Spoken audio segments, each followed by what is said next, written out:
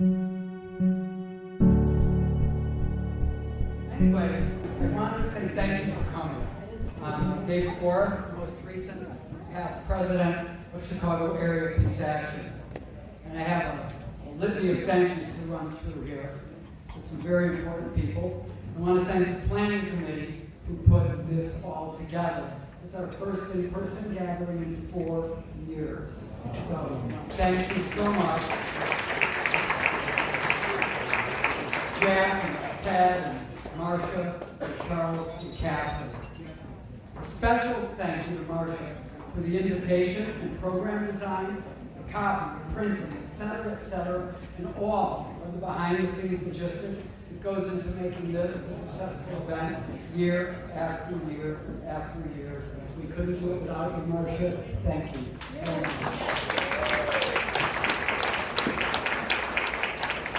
I want to thank the gang at Kurt's Cafe who prepared all the food that you're enjoying tonight. It only gave me about 8 minutes, and I could spend 20 minutes talking about the brilliance of the mission that Susan Trishman and the gang at Kurt's put together. But you can go on kurtzcafe.org and read all about it. I think they left a couple of flyers on the food tables. It's a fabulous mission, and you're doing great work. I want to thank the Irish American Heritage Center for making the space available within our budget. Thanks.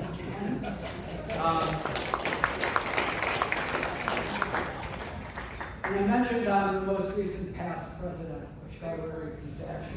I want to acknowledge the yeoman work that Catherine Bunton, along with Jack Kelly, has done in the 9 short months acting as interim president of CAPA. Catherine has personally undertaken the rebuilding of our board and been instrumental in undertaking significant outreach to potential partners in our work. Thank you, Catherine, for your passion, for the work, the commitment of your time. It's so very much appreciated, I think I can say, by everyone here tonight.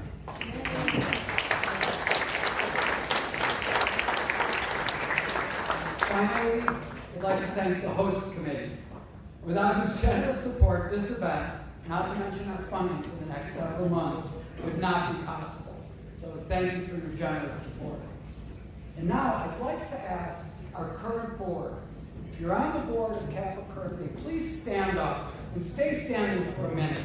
You might have met and mingled with some of these folks, but I want you to see who our board is. So Ryan, Jim, Ed, Mary.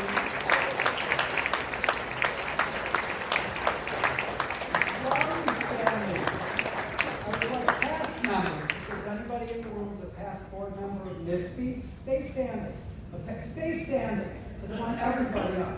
The past, there was a past board member of NISP or CAPA. I think that Bill Arnold may have been, I think Larry Suffolk would be in that group. And then finally, the reason I want past board members to stand is for current board members to be able to look and see the shoulders that we all stand upon. It's a 44-year-old organization.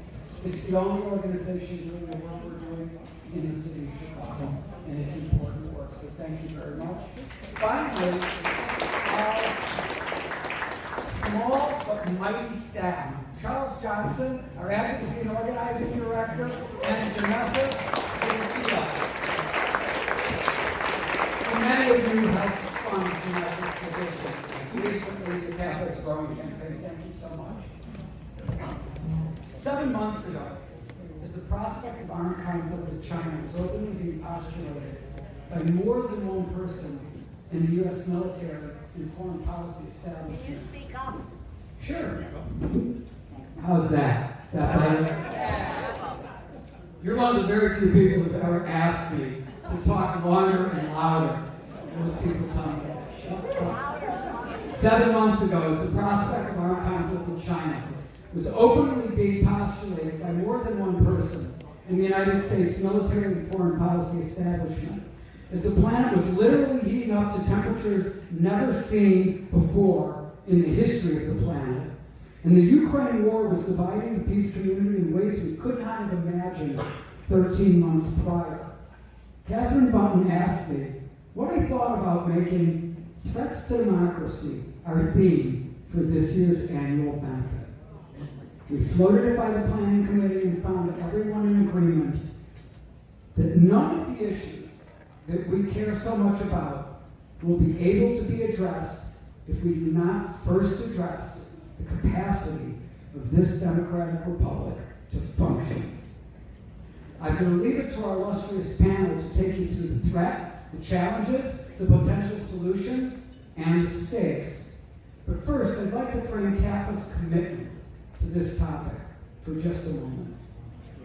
6.5 years ago, on January 22nd, 2017, in this very building, Chicago Area Peace Action, along with several partner organizations, organized a post-inaugural event designed to explore the potential threats to racial justice, climate justice, and world peace posed by the incoming Trump administration. At the end of the round of workshops that day, we all came back together in a room right down the hall from here and looked at a blackboard with this written on it. 2 + 2 = 4. We were, of course, referencing a moment in George Orwell's seminal novel, 1984, where the antagonist, O'Brien, successfully takes away all freedom of thought from the subject, Wilson, and thus all reality becomes only a matter of what the state represents it to be. We closed our day with this, as we wanted to remind ourselves that no matter what policies and narratives would flow from this new administration, we were prepared to remember that 2 + 2 indeed = 4, and to hold true to what is normal in a free, democratic society. Well, I don't need to tell you, we're a long way from normal now. I know we're going to explore tonight just how far from normal we are, and we're going, I'm sure, to use some language that we might not all be totally comfortable with. We're going to hear the F word, fascism. And I want you to consider that word in all of its totality. We'll speak of institutional racism, and I want you to keep an open mind as we explore the implications of both our past as well as a future dystopian vision embraced by somewhere near 35% of our fellow Americans. Paul Street's book title, It Happened Here, obviously references It Can't Happen Here syndrome, and the title of Sinclair Lewis's important 1935 book. I will leave it to our moderator, Will, and Paul, and our esteemed panelists to take you through the conversation, but would like to take a page from our fall fundraiser just last year when we featured Trita Parsi in a discussion about dispelling the myth of America as the indispensable nation. I'd like to suggest that the hubris associated with the idea that it somehow can't happen here is at least somewhat rooted in the egoism that we are somehow immune from the malevolent forces of nature that allow fascist philosophy to grip an electorate. This democracy will not defend itself by some divine will. And please do not fall prey to the notion that this work begins and ends with defeating Donald Trump in 2024. While our work may be made slightly easier if we do indeed avoid his capturing the presidency again, we are far, far from normal, even if he loses. This is not about Donald Trump. This is about the forces of illiberal democratic and fascist thought that he has been a party to unleashing in our nation. And somewhere near 74 million of our fellow Americans now question the validity of a multiracial democracy moving forward. That is our challenge. That is our work. That is the price of saving and improving on the world's oldest modern democracy. So thank you. Without further ado, I'm going to turn this over to Charles Johnson, who's going to talk to you a little bit about our student chapter. Okay. Thank you, David. Thank you so much, everyone who is here. I am so grateful to see everyone here and be with you. Whether we've been in the streets together or whether we have done events or supported each other in other ways. So many great orgs that we work with are represented here as well, and really grateful to introduce the work of our student chapters within CAPA. So we have 4 student chapters that we're going to discuss for the next couple of minutes, and some of them are here tonight to talk about their work, and those that could not make it have shared something that they'd like me to pass on to all of you. So we are really thrilled to welcome, first, we have students from our CAPA Loyola chapter who are here tonight, and Hayden is going to, Hayden is one of the presidents. Yeah, come on up. And Hayden is going to tell us about their work. So please welcome Hayden, one of our presidents of CAPA Loyola. Hello, everybody. My name is Hayden. I'm a junior at Loyola. I'm studying global studies and environmental policy with a minor in Arabic. I'm the president of CAPA, well, the co-president of CAPA. This is my first year being the president of CAPA, so I'm really excited.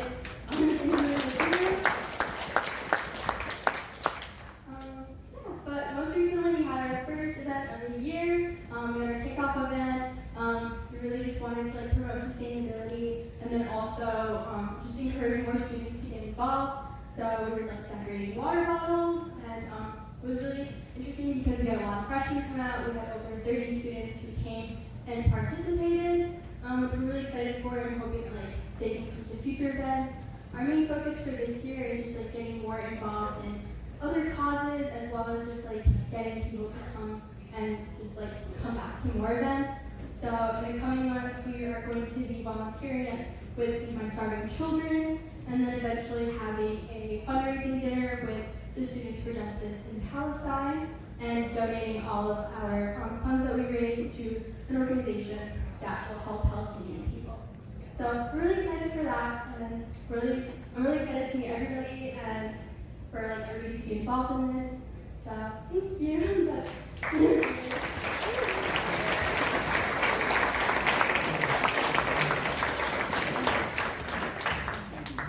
Thank you so much, Hayden, and the students represented by that chapter. Really excited for their work. And now I want to talk a little bit about the CAPA UIUC chapter in Urbana-Champaign. And this chapter was set up a couple of years ago, and we have a message from the leader, David Pavletic, who is currently heading the CAPA UIUC chapter. David passed along a message even though he couldn't make it tonight, so I'll just read out what they are working on. The CAPA student chapter at University of Illinois at Urbana-Champaign is excited to share some of its exciting plans for this school year. As we are still in the early stages of this step in our organization's history on campus, our primary focus for a majority of the school year will be in recruiting new members, and this will entail having several waves of posting flyers around campus, which so far has been very fruitful. We have created a new graphic for recruiting, which is doing fairly well. And we have also shared this with lower level classes, and we'll hopefully have a lot of younger members following suit.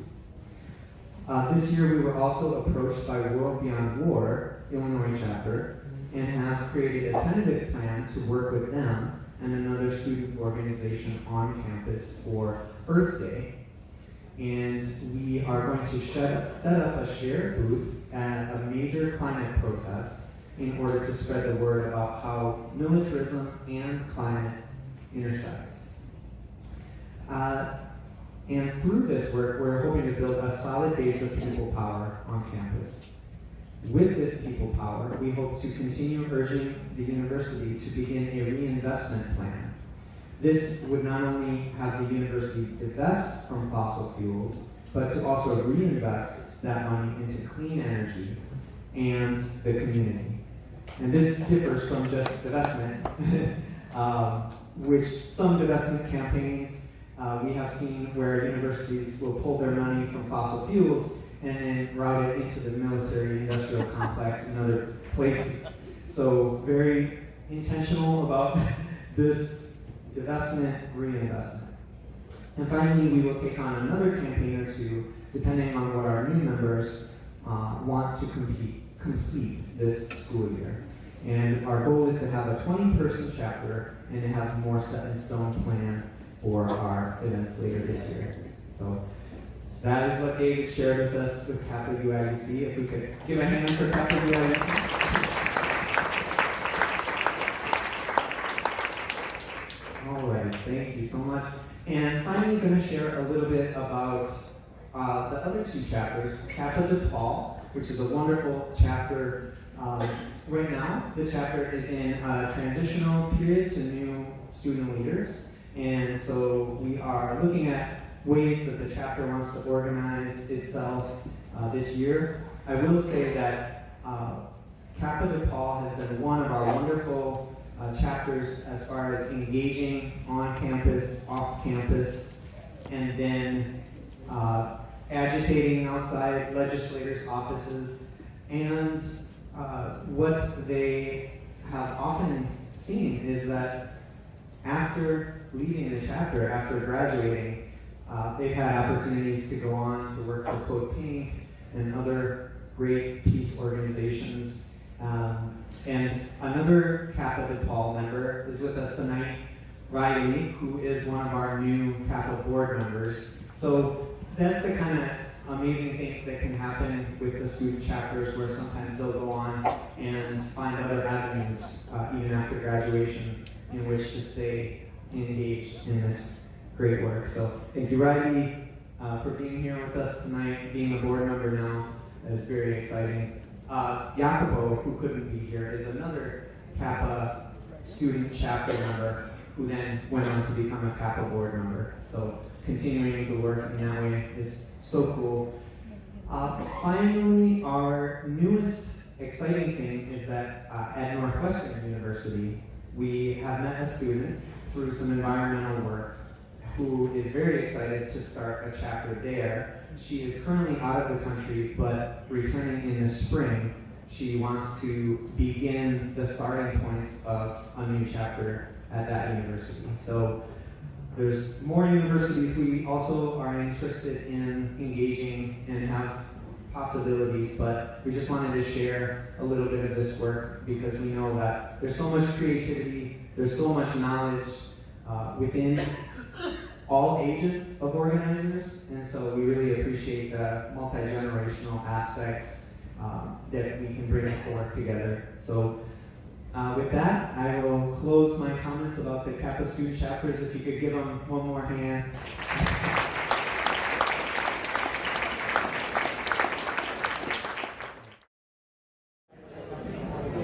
My name is Catherine Bunton. Hi everybody, my name is Janessa Montoya. And we have the privilege of introducing our panelists tonight. And we have the privilege of introducing our panel tonight. First, we just want to say that we believe these panelists are the leaders we need today to help us understand the depth of the threats to our democracy and to help us chart a course over the next years to be sure that we do not become a more and more autocratic and fascist United States. But before we introduce the panelists, we'd also like to remind you of the work of our moderator, Will Tanzman. Will is director of the People's Lobby in Chicago, and their work is relevant to our discussion tonight.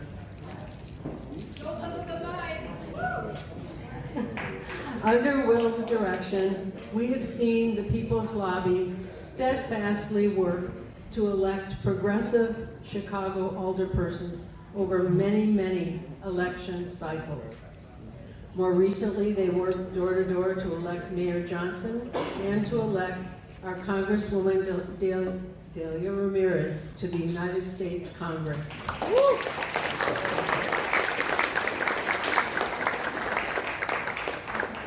Because we now have a more progressive council in Chicago, they recently passed the CPD Civilian Oversight Board. This was a historic win. And the People's Lobby were also instrumental in the Illinois legislation to eliminate cash bail, another historic win. So kudos to the People's Lobby and their organizing leadership. And now about our panelists. First, we'd like to introduce Paul Street. He's a historian and author of 10 books and professor at DePaul University. He is known for his clear political analysis of our overt and covert foreign policies, supported by both Democrats and Republicans over many decades. Quoting an endorser of his new book, Henry Giroux, he says, "Paul Street is one of the best social critics in the US today." His newest book, This Happened Here, Americanners, Neoliberals, and the Trumping of America, is a fresh, critical, insightful, and much-needed analysis of the legacy of the Trump presidency and how Trumpism has morphed into an updated form of fascism. He draws upon the resources of history, political theory, sociology, and the best type of investigative analysis. So I prepared some remarks about Delia, but they were focused more on the fact that she was actually elected to the Illinois House in 2018, and she was very accomplished there. But today they provided me with more information about her work today. So she was elected in 2022 to represent Illinois' 3rd congressional district and become the first Latina congresswoman in the Midwest.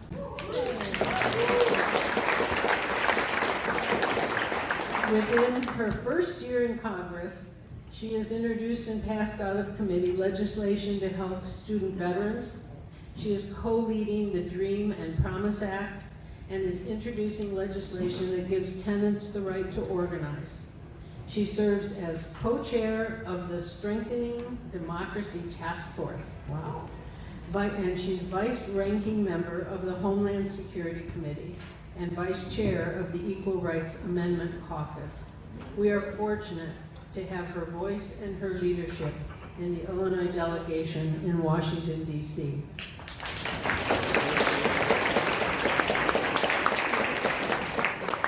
And last but not least is Jacqueline Luqman, whose birthday is today. So happy birthday! We're so happy to celebrate with you. So Jacqueline is host and producer for radio TRNN, the Real News Network. Editor-in-chief of the social media program Coffee, Current Events and Politics in Luqman Nation with her husband. She is a contributor to Black Power Media.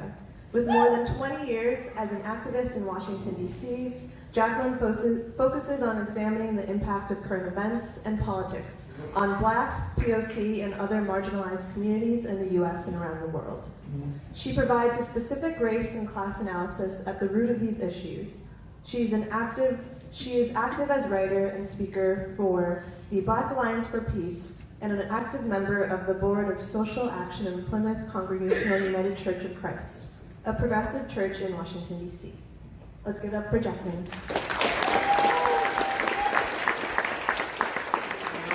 I'll turn it over to you, Will. Thank you so much. It's really wonderful to be here with all of you tonight and to be with such an incredible panel. So I'm just going to jump right into some questions here to get us started. So the first question is for Paul. You recently published a book on the very topic that we're here to discuss, and warned that American people are facing critical threats to our democracy. So I'm wondering if you can kind of briefly review those threats in about 5 minutes and share with us how seriously you think they are. We'll start with 5 minutes, and we're going to continue this conversation for the next hour. I guess I'm here to help you all get ready for Halloween by scaring the hell out of you. It's 3 weeks away. I'm going to say a few things about Trump and the Republicans in in just a second, but let me add a caveat in advance. Let me tell everyone in advance, I'm on the editorial board of Refuse Fascism. I hold no brief for Joe Biden and his party on one issue after another: climate, immigration, abortion rights, war, and more. I find that the Democrats have been precisely the neoliberal capitalist and imperialist party that my book holds significantly responsible for enabling, conciliating, and collaborating with Republican Party neo-fascism. Don't get me wrong. I'm going to talk about Trump in a second. I assume many folks saw today that Biden has broken another key campaign promise by going ahead with the completion of a big section of Trump's nativist border wall. He's rejected more asylum claims than Trump. A big and rising share of the asylum seekers now are Venezuelans, refugees from a country that Biden, like Trump, has been dedicated to devastating because of its opposition to the U.S. empire. Biden trailblazed the U.S.-Russia proxy war in Ukraine with U.S.-supplied depleted uranium and cluster bombs. And that war, in my view, is an inter-imperialist conflict that is combined with the capitalist climate crisis that Biden has been helping escalate to push the bulletin of atomic scientists doomsday clock closer to midnight than it's ever been. Right? Okay. But at the same time, I am a sworn enemy of what I first invented as a joke and found out it was a real thing, the Trump and left. Those like the South Side cop kid Jimmy Dore, who used the corporatism and the fascism and the imperialism, of the Democrats as an excuse to support the Christian white nationalism that has taken over, and the fascism that has taken over the Republican Party in the Trump era. And I do want to say a few things about that, and you cut me off because there's a lot, right? No, 6 minutes of the threats to American democracy, right? 2 weeks ago, Trump made a special point of visiting to buy a gun in the very same gun store, Palmetto State Armory, okay, where the racist Jacksonville, Florida shooter went and shot 3 people dead out of open racism. One of the weapons, at least, was painted with a swastika, okay? Just 2 weeks ago, the wannabe president for life, Trump, in California, essentially called for the extrajudicial execution of suspected shoplifters. That's what this thing about shooting, that's what people ought to be shot when they ran out of the stores. That's a call for extrajudicial assassination of shoplifters. A few days before that, he suggested that the outgoing Joint Chiefs of Staff, Milley, deserved death for reassuring Chinese officials that the United States had no plans to attack them in the waning days of the insane, fascist, maniacal Trump administration. Trump recently claimed that non-white immigrants are poisoning the blood of our country. That's about the most openly fascistic thing I've heard him say, and that's really saying a hell of a lot. This year, he's vowed to deploy special operations and naval forces in and against Mexico. Earlier this year, he responded to a federal judge's warning to not try and intimidate witnesses by saying, "You come after me, you go after me, I'm coming after you." He's quipped recently about, he thought it was funny that Paul Pelosi, Nancy Pelosi's husband, was hit over the head and it was gravely damaged and had to have skull surgery, and he laughed about it with one of his crowds. Last April, he posted an image of himself menacing the black New York prosecutor who indicted him in the Stormy Daniels case with a baseball bat. It just goes on and on and on like this. The shit he's been saying about Letitia James and Fannie Willis. He's actually suggested that Marxist socialists in America need to be deported from the country. Please deport me. Send me to Paris with enough money so I can live a bourgeois globalist lifestyle, drinking coffee in the left bank in Paris. This is a defining aspect of fascism. The threat, the incitement, and the use of political violence. It's why the judge overseeing the civil trial determining the damages right now has full-time armed protection. It's why even Mitt Romney, of whom I'm no fan, is paying $5,000 a day for armed protection. It's why public officials, election workers, educators, librarians, and others fear attack across vast swaths of the country. And meanwhile, he's proud of these. He's claiming pride in the Dobbs v. Jackson decision last year, which is an act of incredible sexist, medical, political violence against thousands and more women and girls across the United States of America. Could there be a second Trump presidency? Damn straight there could. Hell yes, there could be. Despite the 91 indictments, despite the federal and state level criminal and civil trials, which are boosting his popularity in the Republican right, Trump is running neck and neck with Biden in the match-up polls. Close presidential popular votes mean victory for the Republican Party under the archaic, right-tilted 18th century slave owners' constitution's electoral college system that we are still insanely working with in the 2020s. It is tempting, and I am wrapping up, but wrong. The New Yorker editor, Donald Trump's the president of democracy. It is tempting but wrong. The New Yorker's editor, David Remnick, wrote the other day to ignore and dismiss Trump's fascist outbursts as inconsequential. Remnick says, Trump's campaign promises he has every intention of keeping, and I think that's a very good point, even if I disagree personally, politically, with the liberal Democrat and Obama friend Remnick on what it will take to make fascism go away in this country. And I want to read something quickly from Refuse Fascism mission statement. The Democratic Party, I didn't write this, but it went past me and I okayed it, okay? The Democratic Party Refuse Fascism statement says, will not stop this nightmare. Trump, Fox News, the Republic Fascist Party, ask me in the Q&A why I think that's an accurate designation, that have branded the Democrats as enemies and traitors, and yet still the Democrats consistently try to work with, conciliate, and collaborate with them. There can be no reconciliation with fascism except on the terms of the fascists. Fascism must be, this is historically borne out, resolutely opposed, not just for 2 minutes, once every 4 years, in a fetishized, narrow-spectrum, major-party, candidate-centered, big-money, major media ballot box, but in the streets and in the public squares, every minute, every hour, every day, between those holy 2 minutes that are sold to us as politics, the only politics that matters. And to me, the lasting defeat of fascism, I really am wrapping up, will require radical systemic change beyond the underlying system that gives rise to fascism, and in the first place, and also to imperial war, and by the way, trigger alert, or depression alert. It also gives rise to imperial war, ecocide, and pandemicide, if I might mention the 3 other related horsemen of the world capitalist apocalypse that are stalking the world today. And I do look forward to elaborating on this, and specifically what I mean by fascism, because that's a loaded topic and a controversial topic, and I want to make sure that we don't get out of here before I say what I mean, where I define what I mean when I say it. So thank you very much.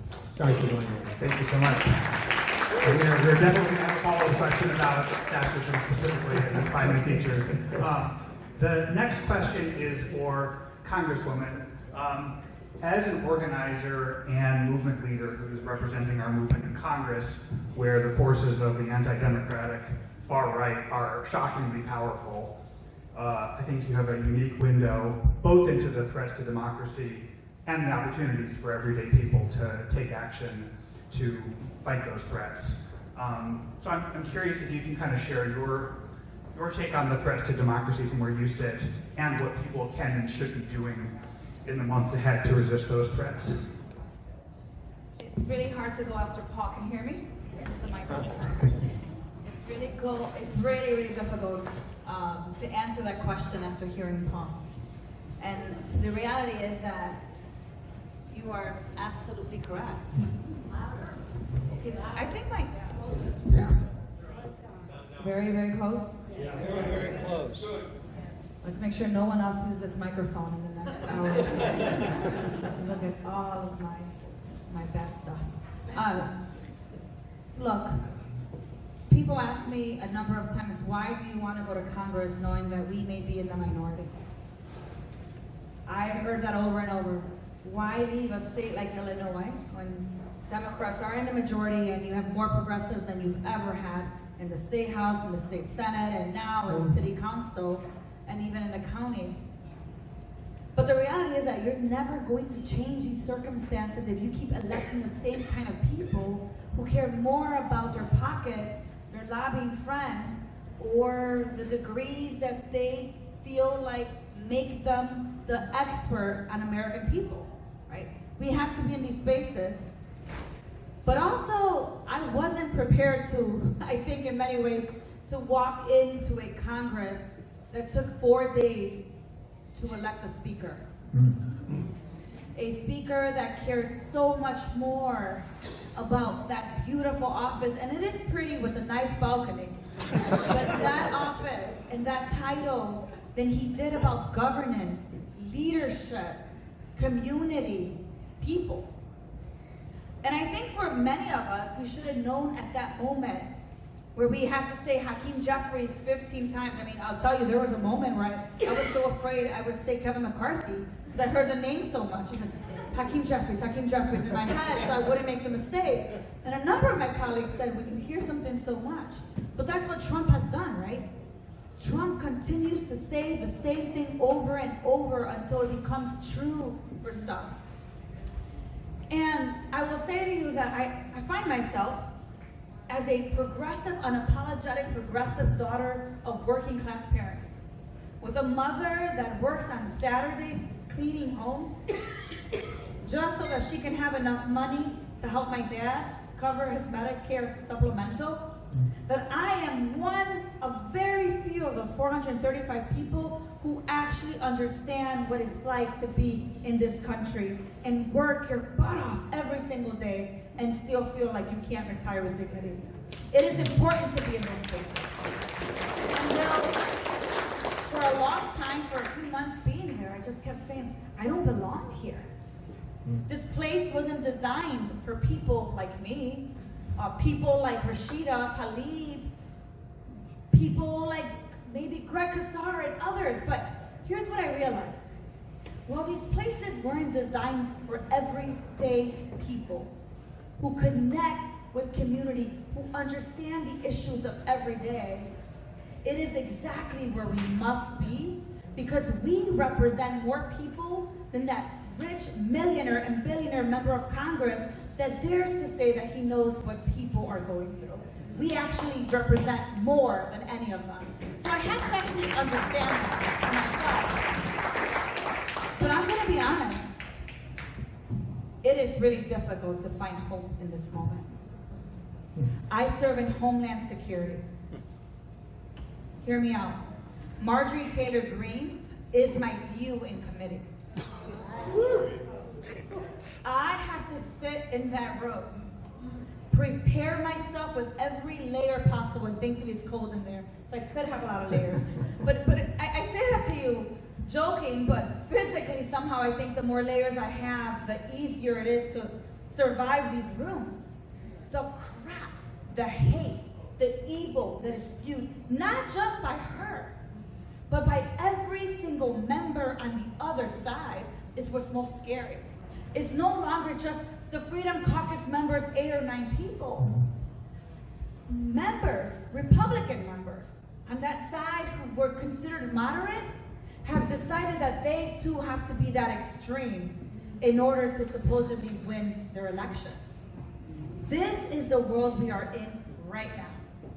And I have to be honest with you that there are those moments where I worry that my colleagues that are moderate may feel like they have to begin believing or questioning or saying some of the things they say about the border, about same-sex marriage, and about other issues that we care so deeply about, like campaign finance reform, like addressing voter suppression.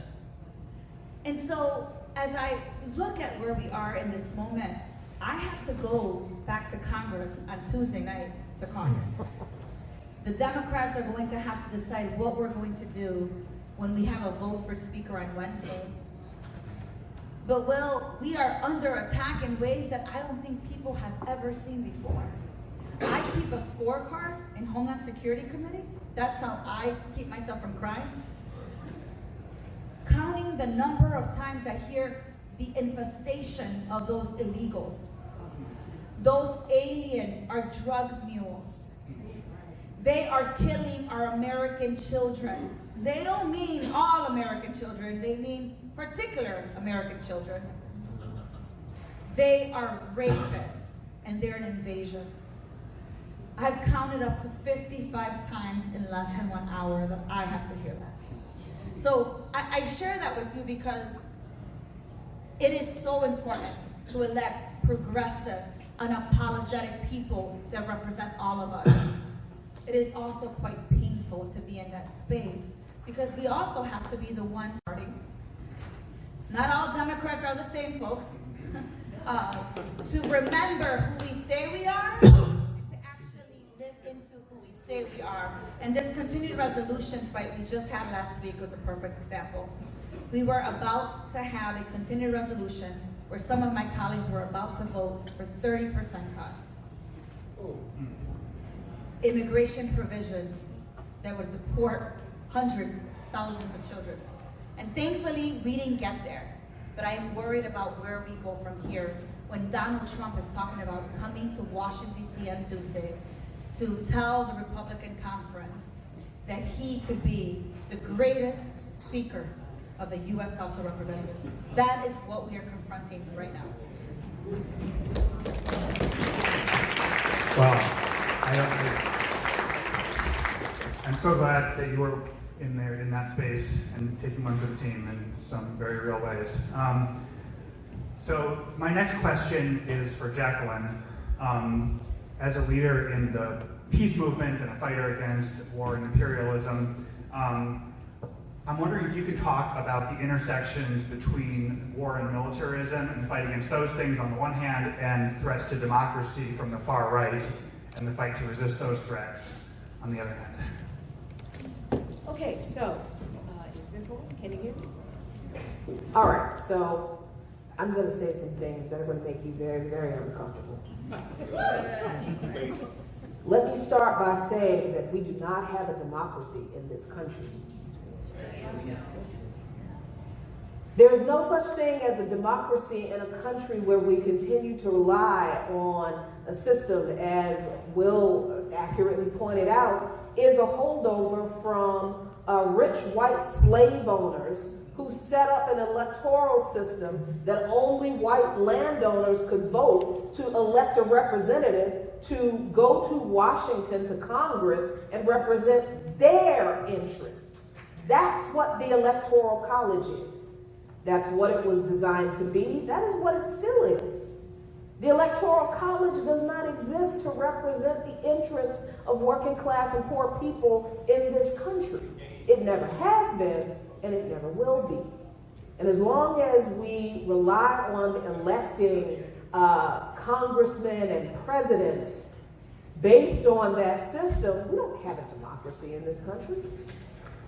We don't have a democracy in this country because when was the last time you were able to lobby your elected official in Washington and get a piece of legislation passed? When was the last time you could go to Washington and lobby Joe Biden? You. I mean, literally, you were able to get a petition, 50,000 signatures, get it sent up the chain, and have someone in Washington look at it and say, oh, all of these people in Chicago, Illinois are really interested in this particular piece of legislation, or they really don't like this particular piece of legislation. Let me pay attention to what these, my constituents, have to say, because we are all supposed to be the constituents of the president, right? Well, why is it that none of you, me, none of the people you know can lobby the president of the United States, who we allegedly elect, to meet our interests, to meet our needs? Did that man not campaign and say that he was going to cancel all student debt? I don't know if you remember it, but I remember that he said it on the campaign trail. He absolutely said, I'm going to cancel all student loan debt. And then when he became elected, it became, well, maybe I'll do 10%. I don't know, maybe I'll do 10,000, maybe 50,000. And now it's piecemeal. I remember when he was campaigning and he said, I'm going to protect the environment. Did he not just go back on his campaign promise and approve oil drilling in Alaskan land? This man was elected after Donald Trump's, I'm so glad you cussed, so I didn't have to be the first one to do it. After Donald Trump's bullshit photo op with the upside down Bible in Franklin in Lafayette Square Park in Washington, D.C. And I and my comrades were there that day. And in the days after, when we were attacked by the D.C. Police Department and the Metro Police and all of the federal agencies, tear gassed and buzzed by helicopters, all because Donald Trump wanted to have a photo op with an upside-down Bible in front of St. Joseph's Church across the street from Lafayette Square Park. Joe Biden was elected after the 2020 uprisings against racist police terrorism, where the cry rose up in the streets to defund the police. And although, as a radical, I have an issue with that call because it's incomplete. Because you can't defund an institution within a capitalist system and expect the capitalist system to get it right. They're not going to defund their own institutions. So it was an incomplete demand, but it was a demand nonetheless. And what did Joe Biden say in his very first State of the Union address? He said, we don't need to defund the police. We need to fund them, fund them, fund them. That's what he said on the floor of the House in his very first State of the Union address. So where are the interests of the people being met on Capitol Hill? I live less than 10 miles from Capitol Hill in Southeast DC. And I can tell you that everything that you all are terrified about that has happened, that could happen under a Donald Trump presidency, it has happened to us. It has happened to working class and poor, Black and Indigenous and Hispanic and immigrant communities in this country since its inception, under every single president. It didn't matter whether the president was a Democrat or a Republican. Every single president has compromised on ensuring the human rights of certain groups of people in this country all the time. Even as some legislation was passed to lift the boot off of our necks a little bit to keep us from burning shit down.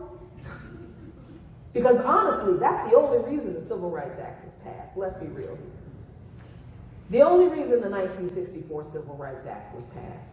The only reason the Voting Rights Act was passed. The only reason the housing, anti-discrimination and housing rights bill was passed, the anti-discrimination and education bill was passed, was because working class and poor Black people in the ghettos, working class and poor Puerto Ricans, Hispanic people, immigrants were burning shit in the cities down because they were tired of being promised this thing called democracy and never being given it in their everyday lives. They knew they were not living in a democracy when they paid taxes, but their garbage couldn't be picked up. They were paying taxes, but their public schools were underfunded, and their kids were not getting a quality education. Their schools were still segregated, but they were paying taxes. Their elected officials didn't listen to them. They were paying taxes. They were literally paying the salaries of the police officers who were beating the hell out of them in their neighborhoods every day. So we have understood that there is no democracy in this country. So what exactly is it do we think we're protecting here from Donald Trump in particular? When what we have is a kleptocracy, probably. What we certainly have is something that we accuse other governments of being, particularly if they're socialist or communist. What we have is an authoritarian government in this country. There's some electoral engagement, particularly on the local and state level, where you can elect elected officials directly. There is some direct democracy there. But when we're talking about what goes on in Washington, D.C., that's not democracy. That's a corporatocracy. That is fascism. And I want to read you something from someone who I take most of my ideological cues from. He says, settle your quarrels, come together, understand the reality of our situation. Understand that fascism is already here, that people are already dying who could be saved, that generations more will live poor, butchered half lives if you fail to act. Do what must be done. Discover your humanity and your love in revolution. That was George Jackson. They call him the dragon sometimes because of his transformation from an incarcerated person, so brutally oppressed by this system, into this powerful revolutionary force. But he's also called the prisoner prophet because he so accurately encapsulated through his own autodidactism, his own self-study from within a prison cell, the truth of this system, that this is a fascist system. And we know it's a fascist system because there are certain groups of people who have always been subjected to the fascism of this system. And I'm going to say this, the reason so many people are terrified about what Donald Trump represents is because that level of fascism has not reached you. That's just the truth. This is something that working class and poor Black and Latinx, Hispanic, immigrant, indigenous people, this fascism, we've been living this fascism since we've been here. We've seen this fascism manifest itself in the carceral system in this country. This country is a prison house of nations. This country is a gulag, but it's a gulag full of mostly us. And a few, working class and poor white folks who they're happy to lock up. But this country has always been fascist to us. So Donald Trump presents this special threat to everybody else because now the fascism is naked and it's open and it's being targeted at you. But this has been our reality since we've been brought here. Since the land of our indigenous brothers and sisters was stolen from them. Since their ancestors were nearly genocided into oblivion. So we engage in these discussions not to bum people out, honestly. Not trying to bum people out. But we cannot engage in a struggle in transforming this society for the benefit of all of us if we are not honest about what it is we are transforming in the first place. We don't have a democracy in this country. Corporations control the U.S. government. That is an aspect of fascism. We don't have a democracy in this country because most elected officials, with the exception of our sister here, the other 430, maybe 2 of them, don't care about what you think. They don't care about what you want. They don't care about your needs not being met. The only thing they care about is that you show up every 4 years to make sure they keep their job and their benefits that, by the way, you pay for, that you also don't get. And they get those benefits for life, by the way. Meanwhile, you can't afford health insurance. But we live in a democracy. This is what they tell you. And they tell you this to keep you from listening to crazy people like me, who tell you that the only way we are collectively going to be free and experience human dignity and the right to health care, housing, education, a clean environment, and freedom from institutional law enforcement abuses, which doesn't just include the police. The only way we are going to get there is to, number one, be organized. None of us can enter into the fight against this system alone. We are all angry about it. We are all individually railing against the unfairness of the entire system, and that's fantastic. But you need organization, you need strategies, you need tactics, and honestly, you need to really understand what it is you're fighting against. Because as angry as a lot of people are, a lot of people don't realize what this system really is. A lot of people don't realize that the problem is capitalism.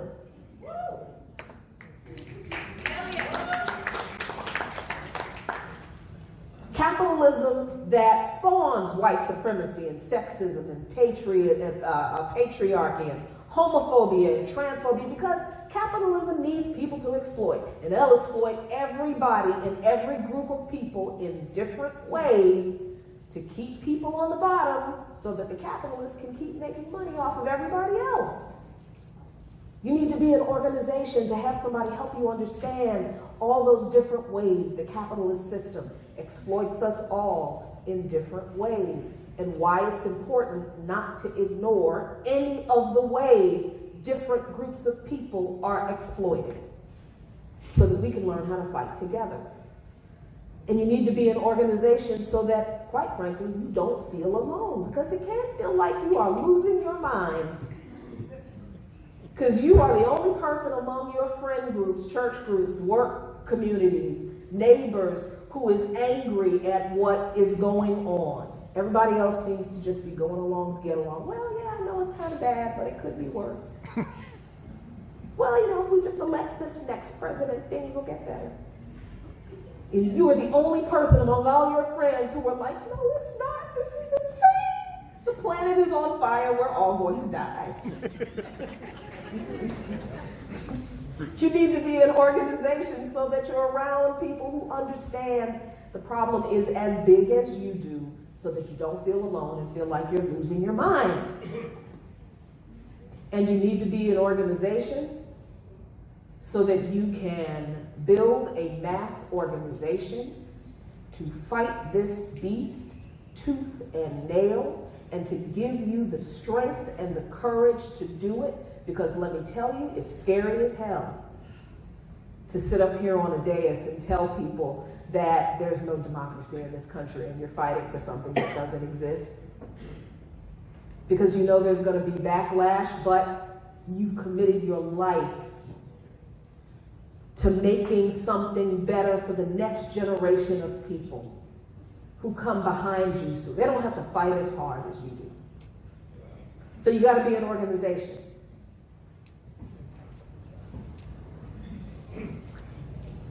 And you have to not give up. And you have to absolutely not ever, ever give up. You have to understand that the domestic struggles that we face are connected to what this government does in Peru, with the coup government there, what this government is trying to do in Haiti, again, subverting actual democracy in Haiti, denying those people the right to elect their own elected representatives, fomenting coups in the Americas, trying to overturn the people's will in West Africa. What we struggle against here is directly connected to the struggles of people around the world, because they're struggling against the imperialism that comes right from Washington, D.C. That's right. Thank you. So our job, and I'll end with this, how do we struggle against this? Our job, if we are serious about being advocates for peace, if we're serious about it, our job is to destroy this capitalist imperialist system from the inside. There is no reforming this system. It cannot be made better. What you gonna do, make better slave owners? No, we need another system, a new system. I advocate that system to be socialism. I know that makes a lot of people uncomfortable. But a system that guarantees the human rights and human dignity of people in its society is the only salvation for humanity that we have. And that's not just in this country, that's around the world. And that is why this government destroys socialist and communist revolutions and governments, and always has. And if we keep letting it happen, they always will.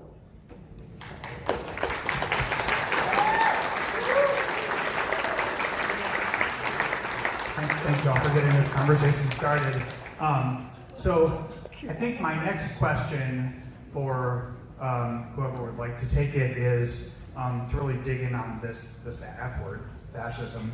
I think people have thrown around that term a lot, especially in the last 8 years, but also I remember it happening under George W. Bush. And so my question is, and 2 out of the 3 of you have definitely already spoken to this in your introductory remarks, but do you think that word accurately describes our current situation, and if so, why? And I'll pick it Paul first. Well, one thing I noticed with the F word is a lot of people don't know what the F they're talking about. It really is going on like crazy, and just across the board in a juvenile kind of way. I mean, Trump is even now calling the Democrats fascist, and that's how meaningless that has become some aspects of our discourse. I was watching Jimmy Dore interview Cornel West. I don't know anyone else saw this recently, and Dore was going off. He was trying to tell West that the Democrats are every bit as fascist as the Republicans, and I'm no fan of the Democrats at all. And this was his evidence for it. Biden broke a strike, and he said strike breaking is fascism. Biden's overseeing an imperialist war. Imperialist wars are fascism. And corporations are merged with the state, and that's fascism. And then Dore went off on COVID protections, because it's fascism when you try and protect yourself from a pandemic and all that. He was describing capitalism. That's called labor strike breaking. That's called labor capital conflict. It's as old as the capitalist system. Bosses have been breaking strikes with the help of the state since the 18th century and before. Corporations and states merge up with one another. That's because Mussolini said that, right? Then I guess Franklin Delano Roosevelt was a fascist. I guess Woodrow Wilson was a fascist. I mean, we had a transition from proprietary state capitalism to corporate state capitalism between 1886 and 1916. There's a brilliant book by a late New Left historian named Martin J. Sklar called The Corporate Reconstruction of American Capitalism. And I'm not even going to engage on the pandemic shit. I mean, that's just off the chart. I want to circle back to what fascism is, but I want to say a thing. There's a lot of agreement, a lot of Venn diagram shared space with my sister here. We have a lot of things we agree with. If you don't have organization, you can sit around and go tactically, which would be better if the Republicans in the alliance or the Democrats are in the White House, or if Cornel West somehow breaks through, which is going to happen, and upsets the whole apple cart. If you don't have mass popular people's socialist organization, which was the key thing that Lenin was advocating in his 1902 pamphlet, wasn't have the tactical considerations don't matter. It's not going to go anywhere. If you don't have organization, Occupy ultimately collapses. If you don't have organization, Black Lives Matter ultimately collapses or turns into a money-making outfit for Patricia Kaluers and all that kind of stuff. You've got to have a radical organization. Absolutely. Democracy, we don't have one. As I got the invite here, it was like, what should we do about, threats to our democracy? And I'm thinking, what democracy are you talking about? And you don't have to be a Marxist anymore to question that. There is vast mainstream liberal political science research on this. The concentrated wealth wins all the time in this country. Martin Gillens of Princeton and Benjamin Page of Northwestern. The book is titled Democracy in America, ? And the answer is no, we don't have one. And they're focused largely on money and politics and corporate power. And they just go through one issue after another, particularly political economic issues. But it isn't just political economic issues. All the bottom line stuff that transparently is a primary concern to corporate America. Gun control, are you kidding me? Have you ever compared the public opinion data on gun control versus the reality of the policy? Abortion rights? we just are all kind of sleepwalking here in this authoritarian nightmare as this Christian fascist Supreme Court, I want to get to how it even existed in the first damn place, just abolishes this basic constitutional half-century right. Even as 2/3 of the American population is against it. And down the line, it's largely about money and politics, but it's not just about money and politics. We need to look at this 18th century slave owners' constitution devised by merchant capitalists, slave owners, and publicists for whom democracy was the ultimate nightmare. It's the last thing they ever wanted to see break out. And we do have an explicit, and this is breaking its way into some of the mainstream political science. I can even see people who know this talking on MSNBC every once in a while. We have an explicitly, purposely anti-democratic minority rule structure, and it's tilted to the right. And it's ironic to see Biden, finally move off Bidenomics and give this big democracy speech, and then uphold the Constitution as what the Trump is the enemy of, and Trumpism are deeply enabled by this. You mentioned the Electoral College, which of course is preposterous and Monty Python-esque, and renders millions of votes irrelevant, and reduces presidential elections to like 6 states, the contested states only, and which goes back to the slave owner. How about the Senate? How powerful the Senate is, that it even exists, that we have why do we need an upper chamber? It's incredibly powerful. And it's absurdly malapportioned. Two senators for every state, regardless of population.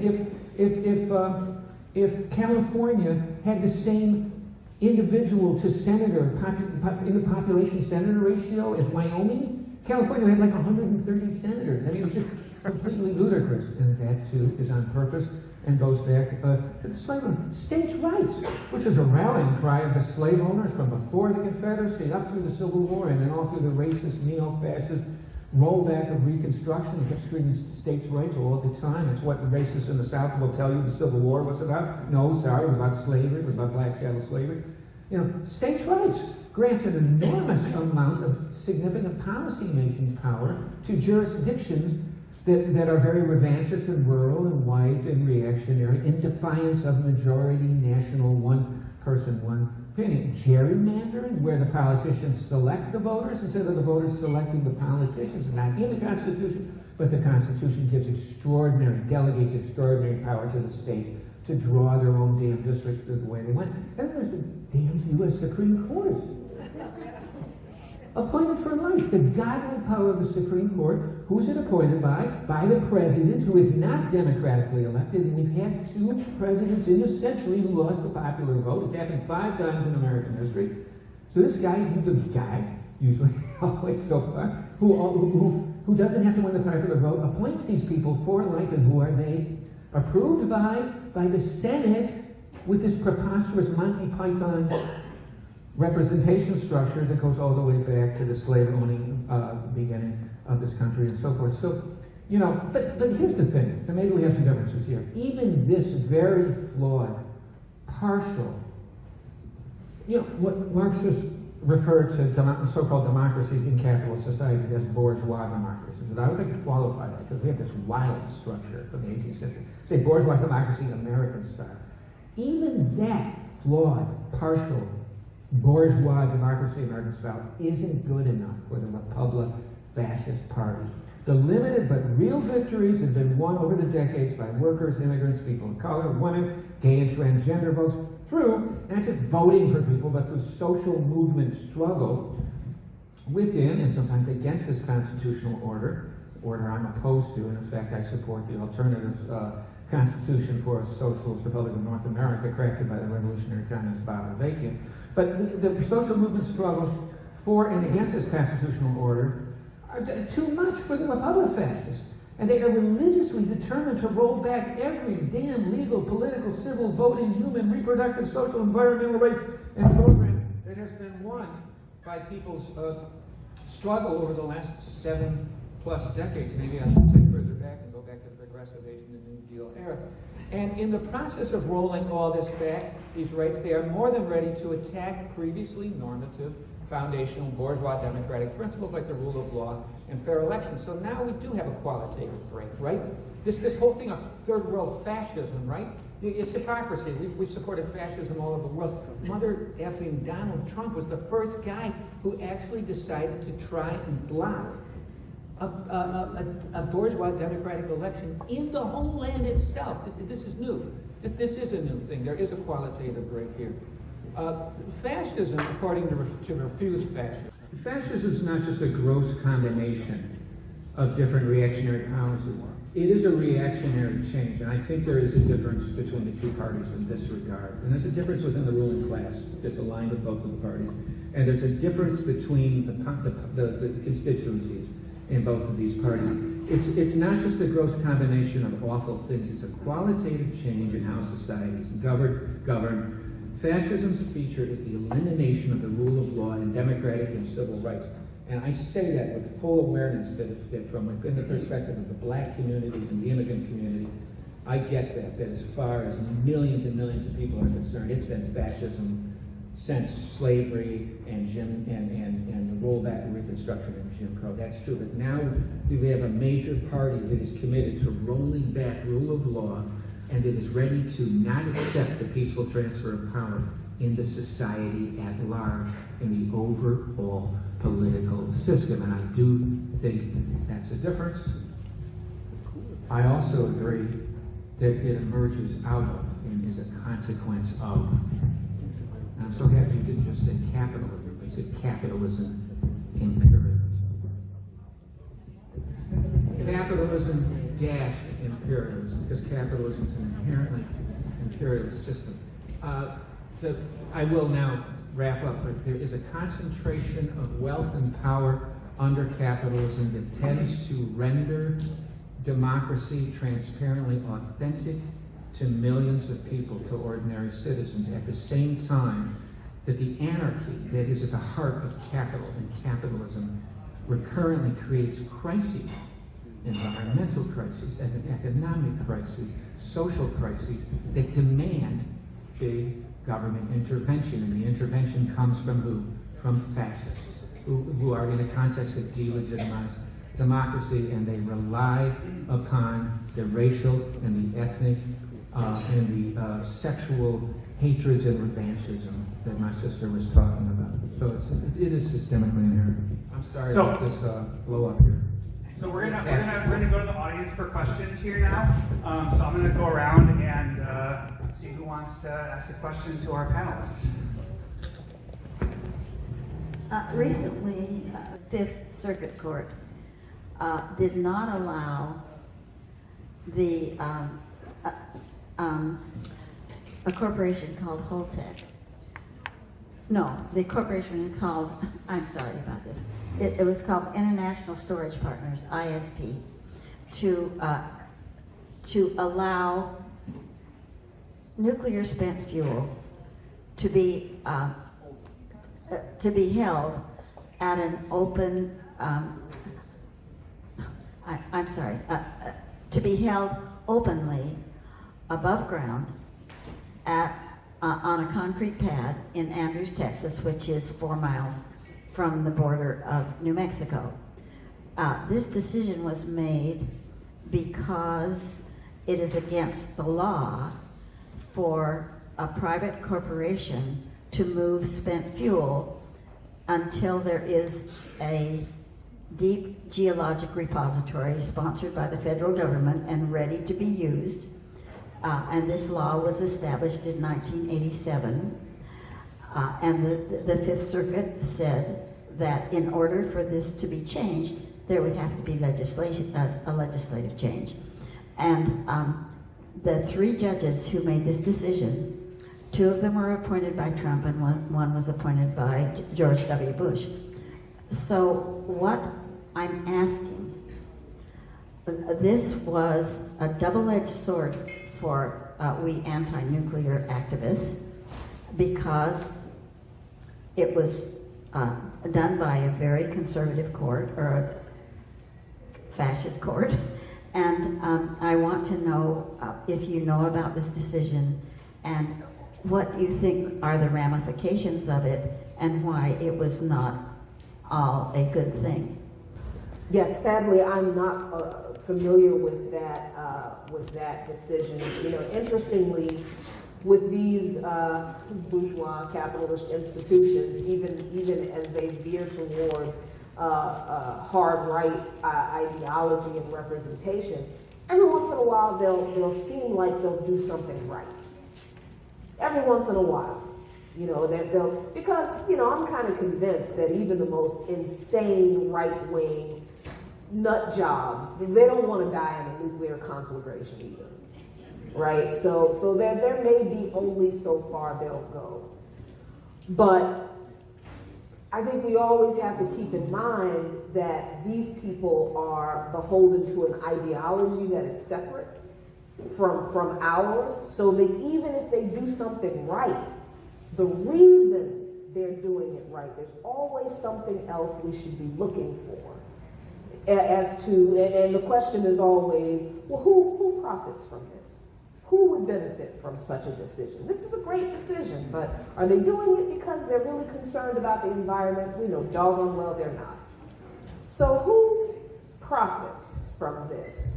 That's always the question I ask, not even knowing a lot about the case. So I suspect there's something more to this decision than just, you know, a bunch of right-wing lunatics getting one or two things right. You know, a broken clock being right twice a day. So when I think about the number of progressives that we've seen elected to the Chicago City Council, the state of the Illinois legislature, the fact that there are any people in Congress like Congresswoman Ramirez, although we need to send you some serious backup as soon as possible. So I think I see reason for what I'm going to phrase as extremely, extremely cautious optimism. So I think what the question is how do you find the balance between staying grounded in the serious stakes of the fight ahead of us and the systemic change that we need, and the understanding that organizing, like everyone in this room is devoted to, when done right, gets results? Where's that balance? How do we find that balance?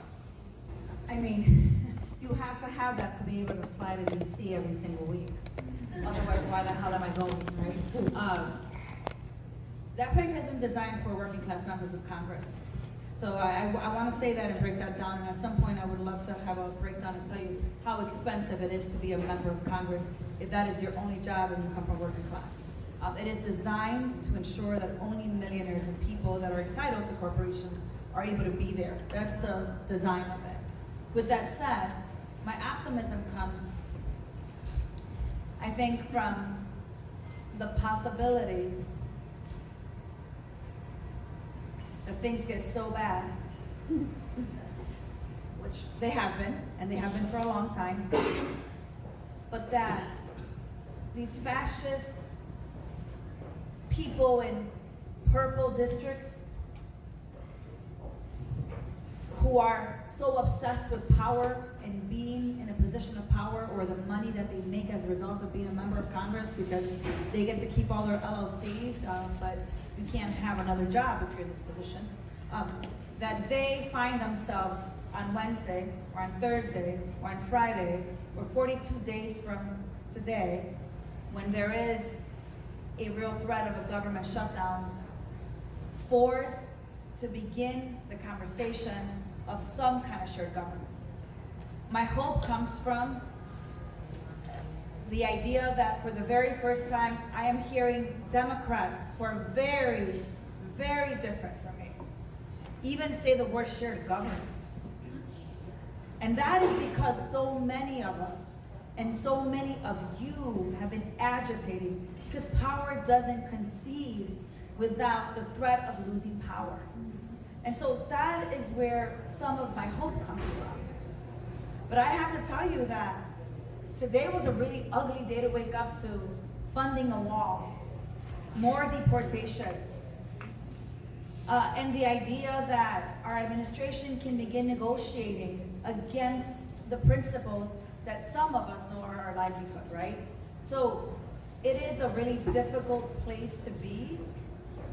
But damn, if we don't get more of us in there, and I get it, we should shut it down. But in this moment, if I wasn't there, I wouldn't be agitating the Secretary of Homeland Security to get money to the city of Chicago to address emergency shelter and support. Like, I have to be there to do that. And I can only do that when I'm flanked by a community who I know that when I go hard, they're gonna stand with me so I can keep going harder. So that's the place that I struggle with the inside outside. We need more of the inside organizers, but y'all have to keep us accountable because it's really easy to lose yourself in that place. So, as was alluded to by Paul and others, there's many definitions of fascism, and one of the problems of the American left, in my opinion, historically, is every politician we hate is fascist, every policy we dislike is fascist, and I think is much more useful, frankly, is the classical definition of fascism, which is a mass movement in the streets of upper middle class people pushing every other political force off the streets, routinely brutalizing everyone from liberals to conservatives even off the streets. Now, we're having a very nice conversation here tonight, and anyone knows anything about the history of Nazi Germany and fascist Italy knows that we would be not having this conversation right here and being able to have a nice dinner and talk with each other because fascists would have been pushing us out of here. And I work at a law office which works around the very limited democracy that we've got. This isn't a plug for them, but they actually get people out of prison who've been wrongly convicted and do it over and over again and fight all those kinds of civil rights battles. That was not at all on the table in fascist Germany. That was not all. We would be all locked up right effing now if we were in fascism. And fortunately, we're not. Yes, there are fascist organizations. Some of this crap that's happening out in Portland is really scary in terms of Proud Boys and so forth, literally driving leftist organizers of various sorts off the streets. That is what we need to have as our definition of fascism, as I think allows us to organize and confront those fascists in the streets whenever they appear, as I know some of the people here in this room, and myself included, have done when they've tried to show up at Millennium Park, etc. Thank you. Thank you so much. So can I respond? So one aspect of, you're absolutely correct, one aspect of fascism is a complete reliance on state violence to silence dissent, to crush popular movements. And whenever I have this conversation with people about, whether this country is fascist or not, I always say to them, tell Mubia Abu-Jamal that this country is not fascist. Tell George Jackson that this country isn't, well, you can't because he's dead. Tell the Soledad brothers that this country is not fascist. Tell Leonard Peltier that this country is not fascist. People have been, and I think I have to reiterate, and this is actually something that is almost kind of intersectional with something that you said, because you brought up Jimmy Dore, who I despise. And I have to tell you, can I tell y'all a secret? Yes, ma'am. So, and I'm sorry, I'm going to try to tell a little story here. I love stories. I find that stories are a great way to get people to understand things that are very, very complex. So when Bernie Sanders ran for his first campaign, there was a lot of online commentary about Sanders, and people started talking about socialism. Radicals, we radical organizers we're like, well, finally, people are saying the S word. That's fantastic. But of course now people are talking about democratic socialism. And they're talking about the Nordic model of socialism. And we're sitting there like, there's a whole Cuba sitting over here. There's a whole Venezuela sitting over here. There are all of these African revolutions that the US and European colonizers destroyed that broke the chains of colonization and were moving towards socialism, and that's why those leaders were assassinated or gotten rid of. So there are all these non-Nordic examples of socialism. The socialist revolution in Grenada, the socialist revolution in Guinea-Bissau, the socialist revolution in the Congo, in Burkina Faso, that were amazing, that produced the kind of social change and social improvement for peasants and working class and poor people that we keep talking about. These things happened. People did them. Government with its imperialism and its allies in Europe came in and crushed and destroyed them and acted like they never happened and said socialism doesn't work. So we're having these conversations in these online spaces after the Sanders campaign, and we run up against this thing that you were alluding to, that there are some white folks on the left who don't want to talk about racism. They don't want to talk about sexism or homophobia or transphobia and the different ways that the capitalist imperialist system has and does actively engage with our communities in a very fascist way and always has. And not only does it engage with us in that way, but it's also exported that fascism via imperialism to countries around the world. Black and brown countries around the world that were trying to move towards socialism. They want to destroy what's left of Russia. Say what you will about Russia, but that's what this whole proxy war in Ukraine is about. They want to destroy China because China is don't believe this foolishness of all competition. We can't compete with China on our best day. China's already surpassed us technologically and economically. The race is over. China was never in a race with this economy. They were too busy lifting 800 billion people out of poverty, or 800 million rather. 800 million people out of poverty. They were too busy doing that than to be in any kind of competition with the United States. But we noticed that we were having these conversations with white leftists, like Jimmy Dore, online, about how this system looks and feels different to us. It is fascism to us. And we need to understand that and embrace that. Because if the system is fascist in any way to a subsection of people, then the system is fascist. It's just reserved its fascism for those people, and it's relying on everybody else not to understand, or quite honestly, not to care that it's fascism outside every day for the rest of us. As long as it's not fascism for you yet, then the system and the people who prop it up are like, okay, fine, we can keep on doing what we're doing as long as we can convince these people over here that we really don't have to change much.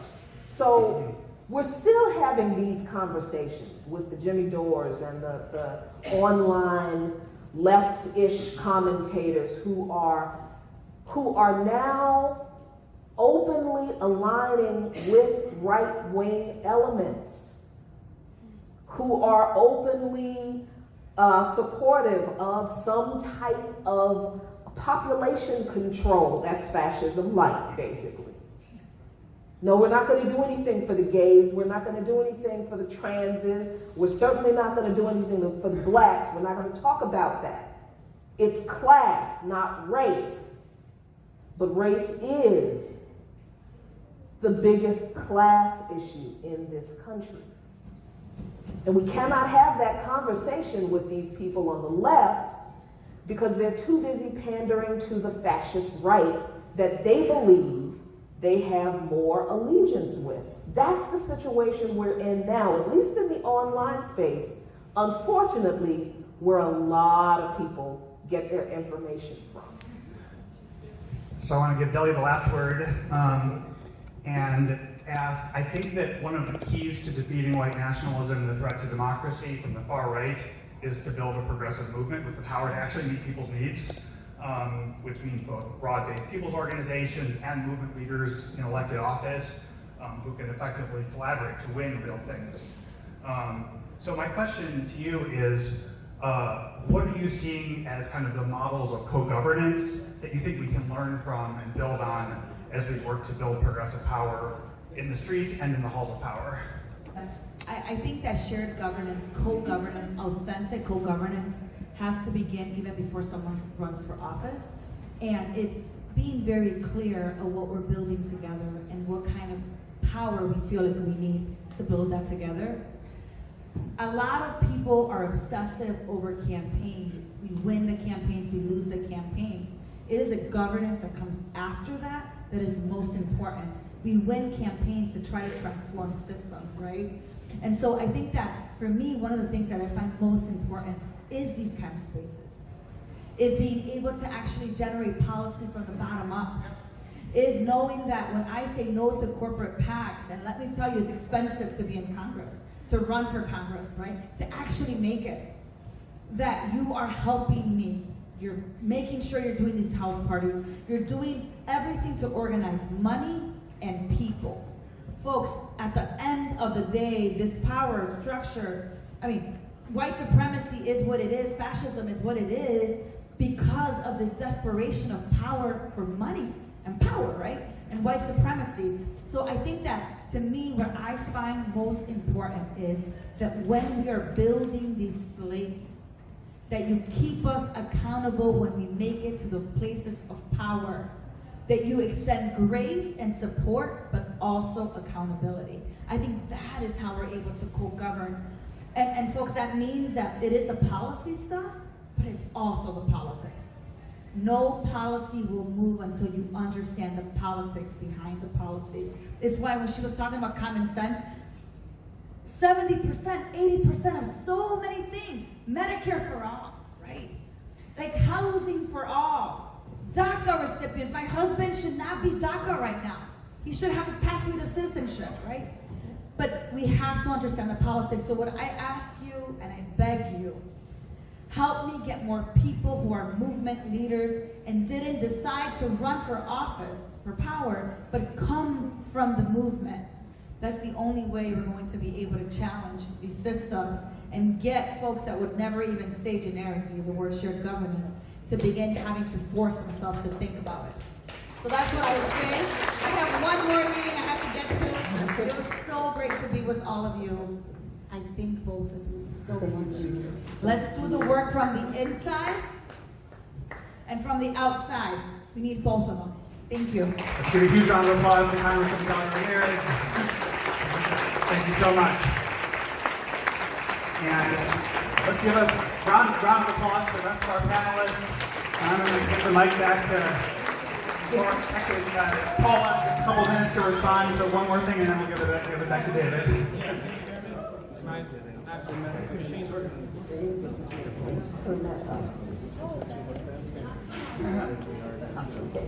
Yeah, I want to respond briefly to Andy. You know what, I'll yell a little bit. I want to respond a little bit to Andy. Thank you for your comments, Andy. I want to be clear. Fascism, I agree historically, the base has tended to be what Marxists call petty bourgeois middle class. It's a multi-class phenomenon. There are fascists in all classes. My son is a public defender. He works 24/7, working on helping Latino and black people get out of jail. He's worked with the Innocence Project. He would never say, though, however, that we don't have a real fascism issue and a fascism problem in this country, because he distinguishes, because he's listened to me. And this is something I ran into a lot trying to talk about Trumpism as fascism during the Trump years, was a failure to distinguish between classic 1930s fully consolidated fascist regimes and fascism as a political movement. And fascism as a political movement with the potential to fully consolidate and seize power is a real damn thing. Trump talks about retribution again and again and again. It's his constant refrain on the campaign trail. Vengeance, payback. It's full of aspect of blood. The laws against teaching accurate history in 20 states in this country where it's illegal to tell the truth about racism and sexism and homophobia in American history, past and present, is pretty damn fascist. Retribution, when Trump set out a death squad to kill a guy who had shot a fascist, a Patriot Prayer guy in self-defense in late 2020, he went publicly and said this is retribution for the killing of a kind of neo-Nazi. Kyle Rittenhouse, who Trump approved and applauded, killed civil rights protesters. That happened. And there's a bunch in Pittsburgh and El Paso. So it's a real thing. It hasn't gone away. It has not consolidated, and God knows we got to stop it from consolidating. It could. Look up Agenda 47 and Project 25. Look at Agenda 47 on the Trump campaign website and the Heritage Foundation Project 25. Comprehensive plan for the total executive branch takeover, okay, and remaking of American society. So it's a real thing. It's not going on. We certainly have a lot of work to do, a lot of organizing. Let's give another round of applause to our panelists, and I'm going to pass to David to close us out. Well, we're good. I just want to thank the panelists again as well, and thank everybody for being here. There is a lot of work to do, Will, and I do understand when Paul talks about the difference between a fascist government that is in place, like 1921 Italy and 1932 Germany. That's not here yet. But I mentioned in my opening remarks, there are 74 million Americans who are following the ideal of fascist philosophy and thought, and who absolutely reject the fundamentals of a liberal democracy in whatever form, in whatever imperfect form it's in. This is something that needs to be pushed back against, and this is something that should define, well, I'm 68 years old. It probably defines the rest of my life's work. I plan on living to be 105. Do I think it's going to be done by then? No, probably not. But every inch, right? All effort is rewarded. Krishna tells Arjuna in the Bhagavad Gita. Anyway, thank you again for coming, and more to come. We'll be here. Thank you.